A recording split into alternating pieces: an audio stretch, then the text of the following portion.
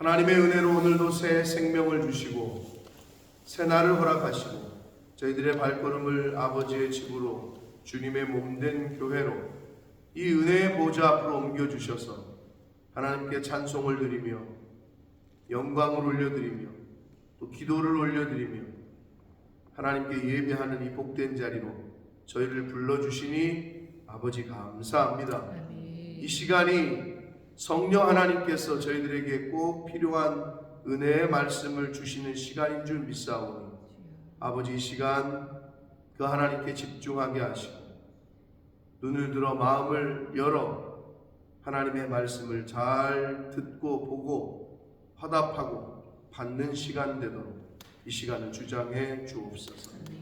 예수 그리스도 이름으로 축복하며 기도 올려옵나이다. 아멘. 히브리인들, 유대인 크리스찬들, 그런데 환난과 어려움과 상황이 변해서 다시 유대교로 돌아가려고 하는, 오늘날로 말하면 교회를 다니다가 다시 세상으로 하나님의 말씀에 순종하며 살려고 했는데 그게 어려워. 그냥 내 뜻대로, 내 감정대로, 내 기분대로 살고 싶은 사람들, 그들에게 이 말씀을 주시고 있는 거예요.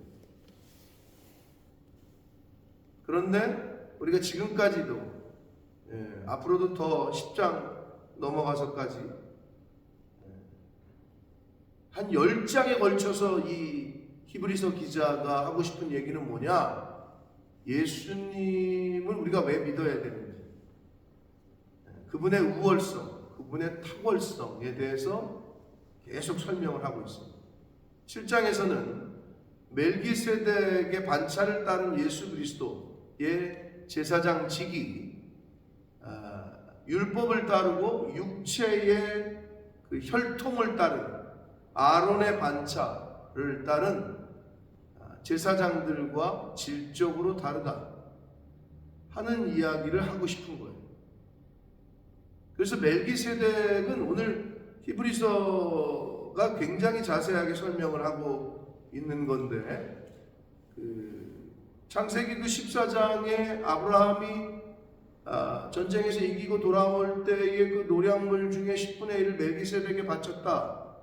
그리고 나서는 안 나와요. 멜기세덱은 뭐 나오지도 않아요. 근데 히브리서 기자가 여기 잘 설명하는 게 아버지도 없고 어머니도 모르고 족보도 없고 시작한 날도 없고 생명의 끝도 없다. 아무것도 아는 게 없어요. 알려진 게 없어. 그래서 우리가 짐작할 수 있는 대로, 그리고 많은 학자들이 연구해서 이거는 예수 그리스도의 그 모형, 예수 그리스도의 영원한 대제사장직을 이렇게 나타내시고자 한 게 아니겠느냐라는 합리적인 추론을 하게 합니다. 그래서 예수 그리스도의 영원한 예수 그리스도의 대제사장직과 아론의 반차를 따르고 육신의 혈통을 따라 한 그 제사장직과는 차원이 다르다. 이 이야기를 7장에서 합니다. 자, 보겠습니다. 7장 1절입니다. 이 멜기세덱은 살렘 왕이요 지극히 높으신 하나님의 제사장이라. 여러 왕을 쳐서 죽이고 돌아오는 아브라함을 만나 복을 빌어준 자다, 축복해준 자다. 창세기 14장의 이야기를 이제 합니다. 근데 이때 떡과 포도주를 주고 축복을 하거든요. 전쟁에서 돌아오니까 또 얼마나 배가 고팠겠어요, 그죠? 근데 떡과 포도주를 주면서 복을 빌어요. 그 떡과 포도주 하면 뭐 당연히 성찬식이 생각나죠. 그래서 이 떡과 포도주가 예수 그리스도의 살과 피를 이미 그때부터 예표한 게 아니겠느냐라는 또 이제 해석을 합니다. 뭐 그렇게 충분히 생각해 볼 수 있겠죠. 그러니까 아브라함에게 떡과 포도주를 주면서 축복을 한다고. 이 멜기세덱이 아브라함이 모든 것의 10분의 1을 그에게 나누어 주니라. 그 이름을 해석하면 먼저는 의의 왕 멜기체덱, 제가 말씀을 드렸잖아요. 의라는 뜻 있고, 그리고 살렘이라는 것이 샬롬, 평강. 그러니까 의의 왕이고 평강의 왕이다.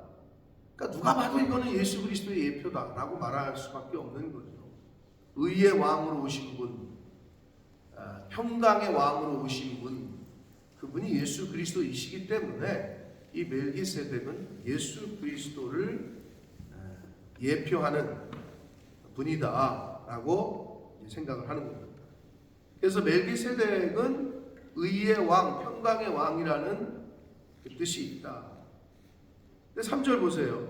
아버지도 모르겠고 어머니도 모르겠고 족보도 안 나와 있고 시작이 어디서 시작이 된 건지 또 언제 죽었는지 생명의 끝도 없고 하나님의 아들과 닮았다. 예수 그리스도와 닮았다고 히브리서 기자는 이때부터 생각을 했던 거죠. 항상 제사장으로 있다.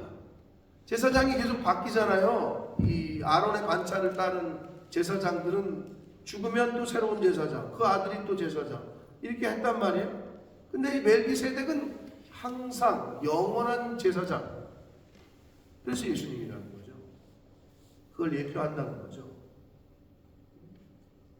그러니까 너희들이 그렇게 떠받드는 조상인 아브라함, 그리고 그렇게 존중하는 제사장직들보다도 예수 그리스도가 더 우월하시고 더 뛰어나시다 라는 이야기를 히브리서 기자가 하고 있습니다. 자, 4절 봅니다. 이 사람이 얼마나 높은가를 생각해보라. 조상 아브라함도 노량물 중 10분의 1을 그에게 주었다. 그들이 그렇게 존중하고 높이는 아브라함도 10분의 1을 그에게 바쳤다는 거예요.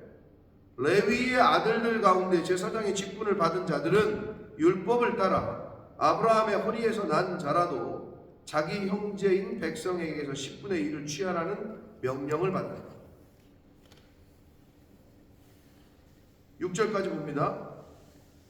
레위 족보에 들지 아니한 멜기세덱은 뭐 족보도 없다 그랬죠. 레위의 계통이 아니에요. 아론의 계열이 아니야. 아브라함에게서 10분의 1을 취하고 약속을 받은 그를 위하여 복을 빌었다. 약속을 받았죠. 하나님의 언약을 받았죠. 아브라함이.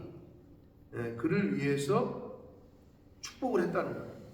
제가 늘 말씀드립니다마는 하나님 축복해 주시옵소서. 이게 말이 맞는다고요? 틀린다고요? 왜 틀려요?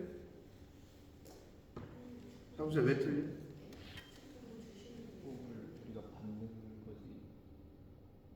하나님, 이 시간 하나님께서 축복해 주시옵소서. 이게 맞아요? 틀려요?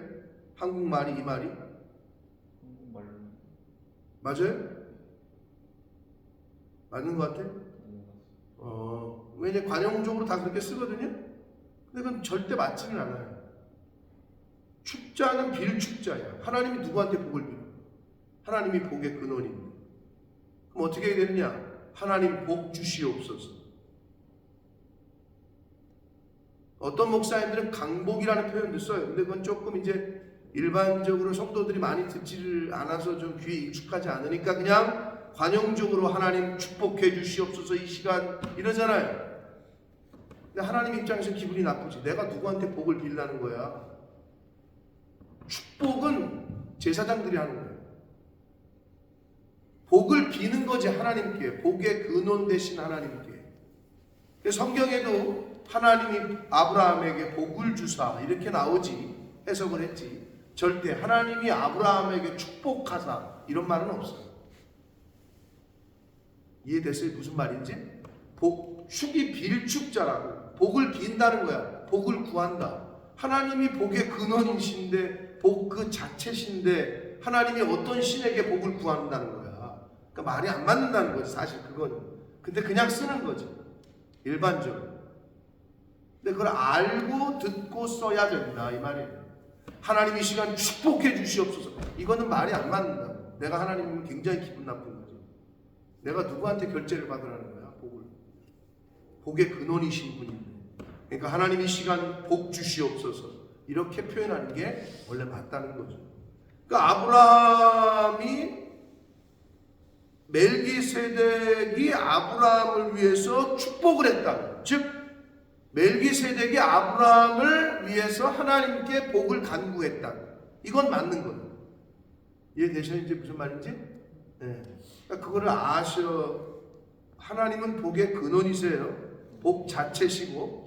네. 그래서 멜기세덱이 아브라함에게서 10분의 1을 받고 약속을 하나님에게 언약을 받은 그 아브라함을 위해서 복을 빌었다고, 축복했다고. 그랬으니 7절 논란의 여지 없이 낮은 자가 높은 자에게서 축복을 받는다. 뭐 어렵지 않죠? 한국말이?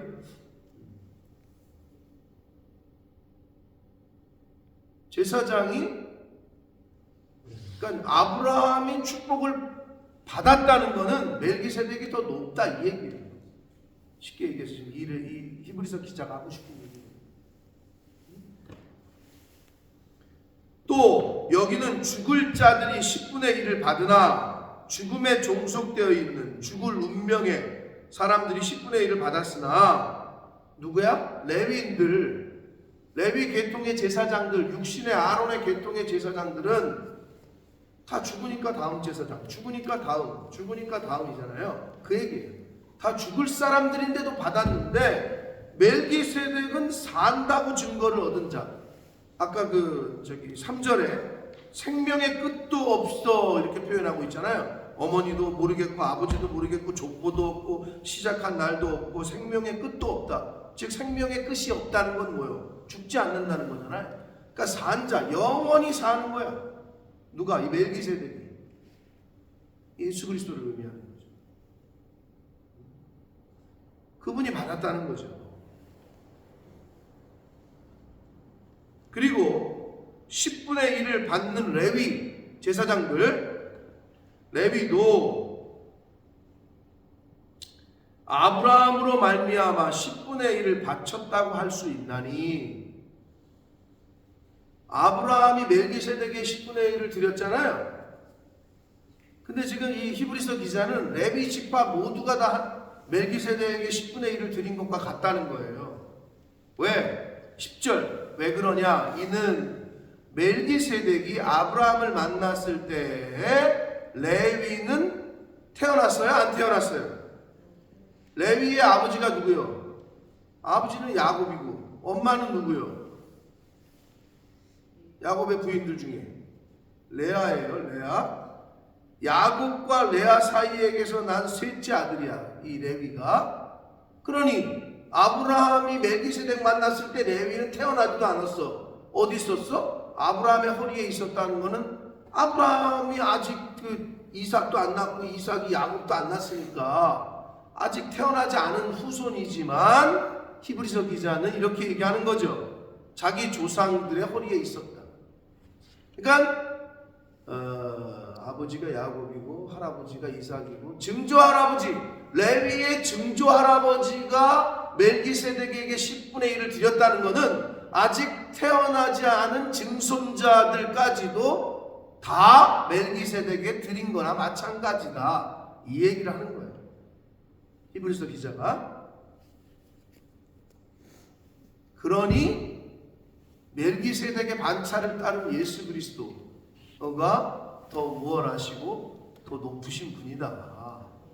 지금 이 이야기를 계속해서 설명해 주고 있는 거예요.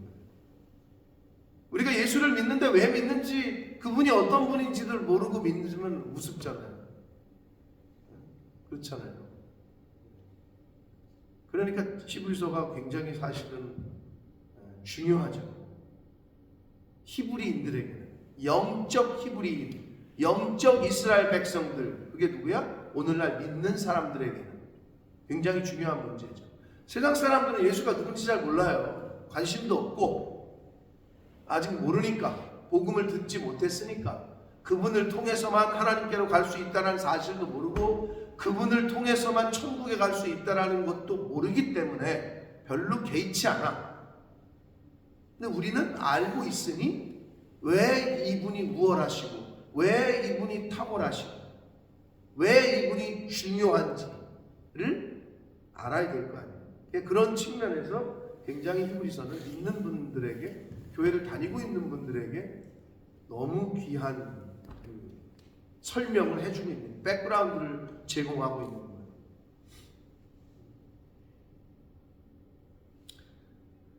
자, 여기서 이제 그 멜기세덱에게 10분의 1을 드렸잖아요. 우리가 흔히 말하는 11조. 구약 성경에 보면 이 11조는 세 가지 용도로 사용됐어요. 민수기 18장 21절에 보면 기업이 없는 레위인들의 생활비로 사용했어요. 그게 11조의 용도의 첫 번째야. 즉 제사장직을 감당하는 기업을, 즉 땅을 분배받지 못했던 지파가 레위 지파잖아요. 그건 하나님이 그렇게 하셨어요. 너네는 땅이 없다. 그러나 너희 먹고 살 것은 11지파가 너희들에게 10분의 1을 갖다 줄 거다. 예? 그게 이제 민수기 18장에 나오는 이야기고, 두 번째 용도는 1년에 3차례씩 여호와의 성전에 올라갈 3대 절기. 기억나세요? 3대 절기? 향수 알아? 3대 절기? 잘 모르겠어? 우리나라 3대 절기는 뭐예요? 명절이 뭐예요? 설날, 추석. 또 하나는 뭐예요?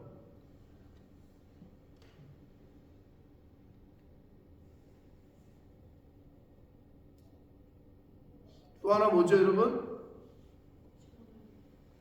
영국의 뱅크 홀리데이를 아시나? 영국에 오래 사셔서? 하나가 뭘까요? 어떤 거? 네?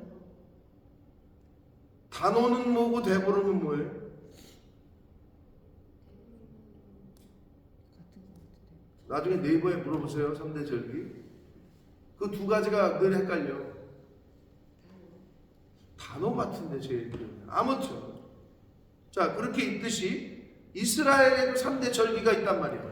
그럼 이스라엘 사람들의 3대 절기는 모두 다 성경에 근거하고 있고 예수 그리스도 하나님과 관련이 되어 있다. 하나님의 이름과 뭐죠 여러분? 첫 번째 3, 4월 기간에 지키는 유월절. 유월절은 뭘 뜻한다고요? 어떤 사건과 관련이 있어요? 출애굽, 패스오버, 6월절 패스오버, 출애굽의 10번째 재앙과 관련이 있는 거잖아요. 자, 두 번째는 뭐죠? 오순절. 오순절이에요? 77절이에요? 야, 역시 우리 저기 장학생은 다르네. 또 그러면 초실절은 뭐예요? 그것도 똑같아요.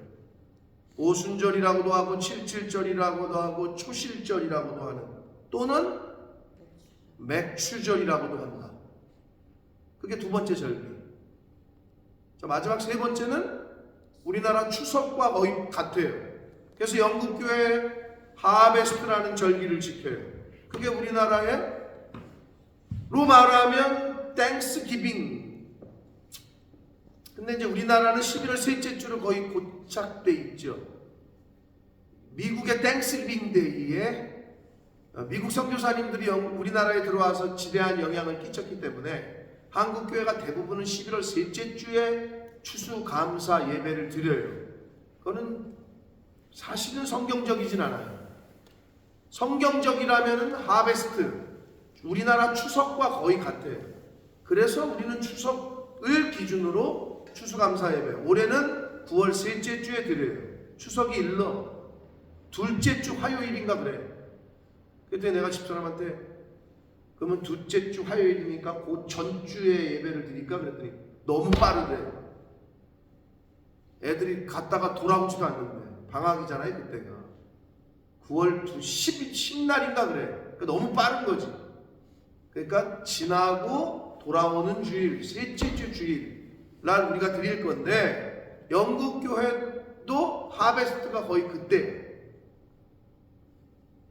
추수감사절이라고 여겨지는 마지막 절기가 뭐예요?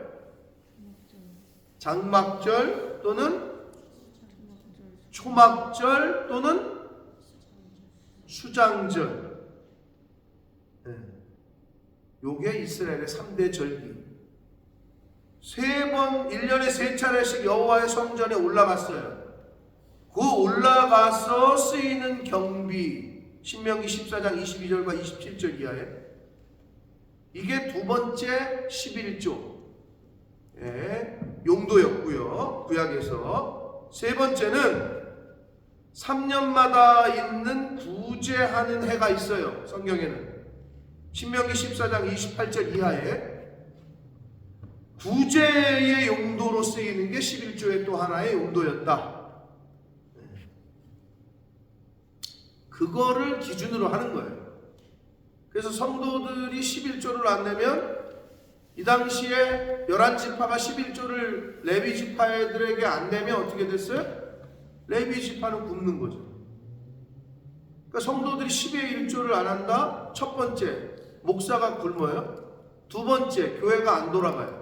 성전에 올라갈 때 쓰이는 경비니까 교회가 안 들어가요. 세 번째, 선교 구제를 못해요. 이걸 나라로 따질까요? 백성들이, 국민이 나라의 세금을 안 내잖아요. 각종 세금을. 나라가 돌아가질 않아요. 공무원들 굶어요. 세금이 없으니까. 세비라고 그러잖아요. 국회의원과 공무원들은 백성들이 낸 세금으로 월급을 받는 거잖아요. 똑같은 거예요, 원리와 기준은. 그래서 성경을 보면 상당히 커먼 센스예요. 그 우리나라뿐만 아니라 하여튼 전 세계 어디든 세금을 안 내면은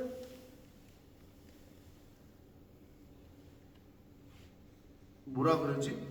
그 손해가 있어요, 없어요? 있죠. 세금 안 내면 자동차 번호판도 떼가요. 압류가 들어와요. 세금을 안 내면 뭐 하려고 동사무소 갔더니 아직 지방세, 국세가 체납 중이시네요. 이거 진행 못 합니다. 이렇게 나와요.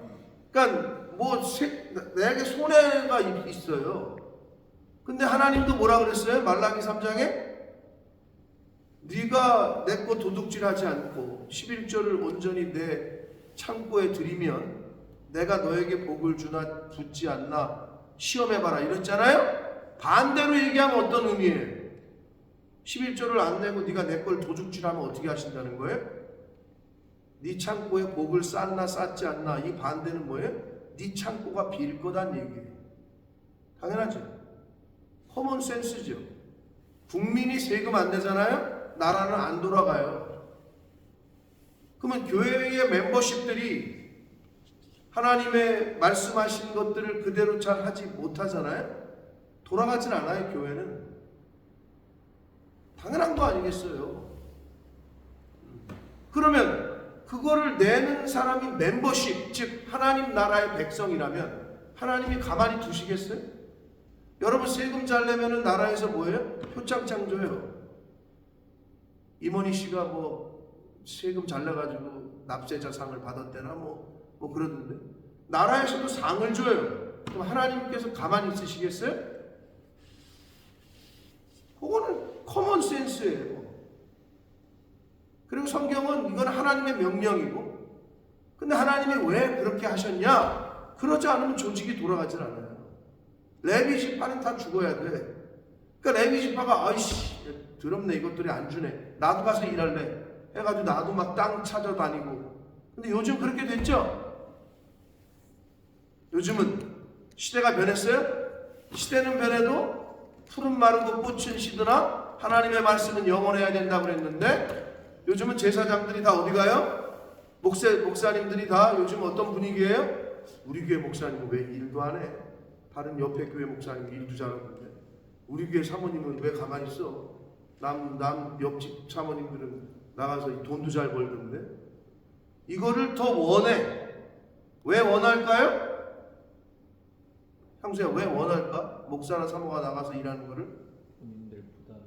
본인들이 부담이 덜하거든. 그래서 한국교회에서 제 나이가 지금 담임 목사로 막 가는 때인데 누가 청빙이 잘 되는 줄 알아요? 김현수 권사님? 군인 목사님들 출신. 왜 군대에서 한 10년, 20년 있다가 나오신 분들. 왜 그럴까요? 연금이 나오잖아요. 군인 목사님들은 20년 있으면 연금이 한 2, 300만 원이 나오거든. 그러니까 이게 너무 좋은 거야. 어차피 우리 목사님은 연금이 있으니까 우리가 좀 덜 부담해도 된다라는 생각을 갖고 있는 거야. 그래서 이분들이 인기를 해요. 나는 큰일 났어. 이건 뭐 개털 아무것도 없는데 그런 시대가 돼버렸네. 이 말은 레위인들이 성전에서 봉사하게끔 하나님이 그렇게 만드신 제도야. 그런데 이게 완전히 변해버렸어.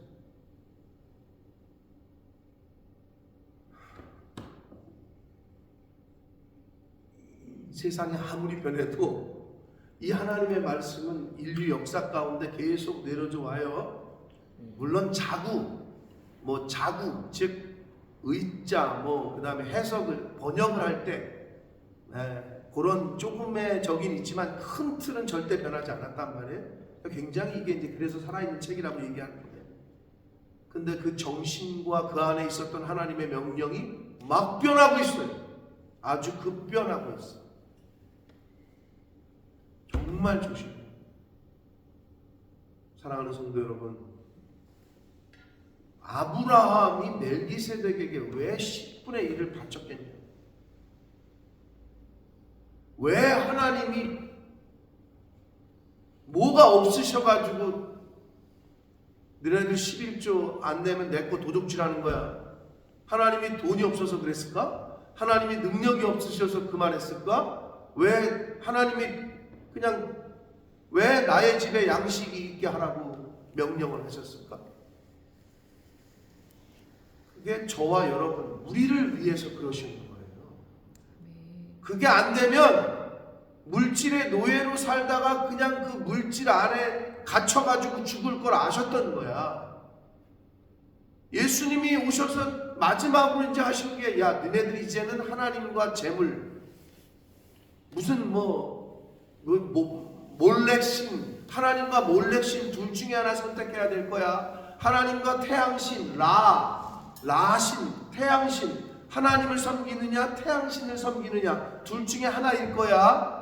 하나님이냐 아니면 소형상, 염소형상이냐 둘 중에 하나일 거라고 얘기 안 하시고 하나님이냐 재물이냐 요 두 개 중에 하나를 선택해야 될 거다. 근데 오늘날 그러고 있잖아요. 맘모니즘이라는 단어가 생겼잖아요. 물질 만능주의, 맘모니즘. 돈 몇 푼 받고 사람 죽인다고. 인간이 그렇게 됐다고. 시대 우리가 보잖아 주변에. 예수님 말씀 그대로. 하나님의 말씀을 붙잡지 않으면 답은 하나예요. 물질의 노예로 살다가 그 안에서 그냥 놀아나다가 죽는 거야. 왜 내 떡을 바다 위에 던지라고 했을까? 아니 먹는 떡을 바다에 괜히 왜 던져? 근데 뭐라고 성경이 그 다음에 여러 날 후에 도로 찾을 것이다. 왜 가난한 자를 구제하는 게 하나님한테 구워주는 거라고 말씀하셨을까? 사랑하는 성도 여러분, 말씀대로 해야 복을 받습니다. 이게 세상을 창조하신 말씀이고 지금도 세상을 이끌고 운행하시고 하는 변치 않는 하나님의 말씀입니다. 이 말씀대로 하셔야 복을 받아요. 여러분 착각하지 마세요. 복 받는다는 게 돈 사업이 잘 되고 뻥튀기 되고 복권 맞는다는 의미가 아니에요. 그거보다 더 귀한 복을 받습니다. 생명의 복, 자식이 잘 되고 후손들이 잘 되는 복, 이걸 돈하고 비교할 수 있어요? 근데 왜 세상 사람들은 복 받습니다 그러면 아이씨 요번에 따블 되나 보다. 내 월급이, 내 사업이 그냥 요번에는 작년 매출의 2배가 되나 보다. 이렇게만 생각을 해요. 하나님이 예비하신 복, 하나님이 주시겠다고 하는 건 더 커요. 그 복을 다 받는 저와 여러분 되시기 축복합니다. 왜 우리가 예수 그리스도가 우월하시고 왜 탁월하시고 믿음의 조상이라고 유대인들이 그렇게 떠받드는 아브라함이 자기들 태어나기도 전에 멜기세덱에게 10의 1조를 바쳤다라는 얘기를 이 히브리서 기자가 왜 이 당시에 여기다가 썼겠냐고. 그걸 우리가 지금 왜 읽고 뭐를 교훈받는 거냐고. 인생이 길 것 같지만 짧아요. 이제 우리가 하나님 나라로 고향으로 갈 날이 멀지 않았어요. 올해 마지막을 우리가 여기서 다 보게 되리라고는 아무도 개런티 받은 사람이 없지만, 여러분 하나님이 원하시는 대로의 삶을 하루라도 살다가 가게 되시기 축복합니다. 살아있는 동안에, 생명 있는 동안에 정말 기쁨이 넘치고 평안함이 넘치고, 그리고 하나님 기뻐하시는 일에 인볼브가 되고 쓰임받고 사람 살리고 생명을 살리는 일에 내가 사용되어지고 하는 저와 여러분의 남은 인생이 되시기를, 그리고 그렇게 사셔서 여러분이 그렇게 물고 빨고 눈에 넣어도 안 아플 자녀와 후손들이 여러분이 쌓은 그 공도, 여러분이 쌓은 뿌린 씨앗, 여러분이 뿌린 그 믿음과 기도와 물질에 뿌린 대로 여러분의 자손들이 그 열매를 따먹게 되는 복된 가정들 되시기를 예수 그리스도 이름으로 축복합니다. 살아계신 하나님 아버지, 감사와 찬송과 영광을 올려드립니다. 아버지 하나님, 오늘도 생명을 주시고 진리의 말씀, 영생의 말씀을 히브리서의 말씀을 통해 또 허락하셔서 깨닫게 하시고 결심하게 하시고 찔리게 하시고 회개하게 하시니 아버지가 감사합니다. 아버지 하나님, 천지를 창조하신 말씀, 지금도 우주 만물을 주관하시는 이 능력의 말씀, 이 말씀을 꼭 붙들게 하셔서 이 말씀 안에 거하게 하셔서 주님 안에 거하게 하셔서 성령 안에 거하게 하셔서 하나님, 우리들이 이 세상 떠날 때 안타깝고 후회하고 땅을 치는 이러한 마지막이 되지 않도록 나의 달려갈 길 내가 다 달려왔다, 난 이제 후회가 없다 라고 고백했던 사도 바울의 고백이 저희들의 고백되게 해주시고, 그날이 언제인지 모르나 하나님이 부르시는 그날에 아멘 할렐루야 하고 하나님 앞에 기쁨으로 갈 수 있는 제가 되게 해주시고, 이 자리에 있는 하나님의 백성들, 하나님의 자녀들 되게 해 주옵소서. 부모된 자들이 뿌린 믿음의 씨앗, 기도의 씨앗, 물질의 씨앗, 그것들이 잘 자라나서 우리의 자녀들이, 우리의 후손들이, 손주들이, 그 자녀손들이 그 열매들을 따먹을 수 있도록 주여, 뿌린 것이 없어 거둘 것이 없는 인생 되지 아니하도록 열매를 많이 맺는, 거둘 것이 많이 있는 복된 삶을 살아가는 이 자리에 있는 하나님의 백성들 저희들이 되도록 주여 긍휼히 여기시고 은혜로 함께해 주옵소서. 예수 그리스도 이름으로 축복하며 기도 올리옵나이다. 아멘.